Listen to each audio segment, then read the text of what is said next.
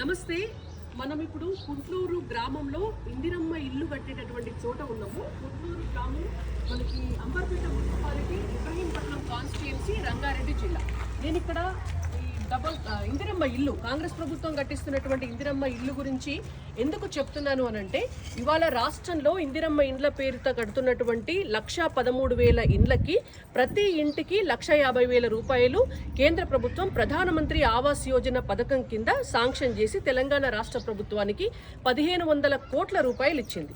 అంటే ఇప్పుడు రాష్ట్రంలో కడుతున్నటువంటి 1,13,000 ఇండ్లకి ప్రతి ఇంటికి కూడా 1,50,000 రూపాయలు కేంద్ర ప్రభుత్వ పథకం నుంచి వచ్చినటువంటి ఇండ్లే. గతంలో కూడా బీఆర్ఎస్ పార్టీ అధికారంలో ఉన్నప్పుడు కేంద్ర ప్రభుత్వం యొక్క ప్రధానమంత్రి ఆవాస్ యోజన పథకం కింద 2.5 లక్షల ఇండ్లకి 4,466 కోట్ల రూపాయలను శాంక్షన్ చేయించుకొని ఆ డబ్బుల్ని తీసుకొచ్చి ఇక్కడ ఇండ్లు కట్టడం జరిగింది.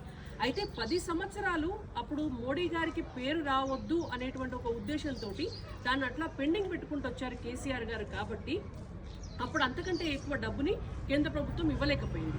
ఒకవేళ 2 సంవత్సరాల్లో కనుక ఆ 2.5 లక్షల ఇండ్లు పూర్తి చేసి ఉంటే మళ్ళొక 2.5 లక్షల ఇండ్లకి 4,466 కోట్లు అప్పుడు కేంద్ర ప్రభుత్వం ఇచ్చేది.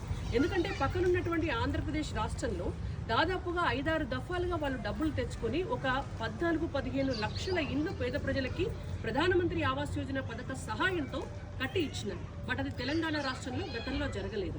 అయినా సరే ఇప్పటికీ కూడా చాలా మంది, అటు కాంగ్రెస్ పార్టీ నాయకులు కావచ్చు, ఇటు బీఆర్ఎస్ పార్టీ వాళ్ళు కావచ్చు, ఇందిరమ్మ ఇండ్లలో కానీ కేంద్ర ప్రభుత్వం ఇస్తున్నటువంటి డబ్బులు గతంలో డబుల్ బెడ్రూమ్ ఇండ్లలో కానీ ఎక్కడున్నాయంటారు. కానీ ఒక అఫీషియల్ డాక్యుమెంటల్ ఎవిడెన్స్ ఏంటంటే, ఇప్పుడున్నటువంటి కాంగ్రెస్ ప్రభుత్వం గతంలో తెలంగాణ రాష్ట్రంలో తీసుకున్నటువంటి లబ్ధిదారుల లిస్టుని కేంద్రానికి సబ్మిట్ చేసి కొత్తగా 1,13,000 ఇండ్లకి మళ్ళీ 1,500 కోట్లు తెచ్చుకోవడం జరిగింది.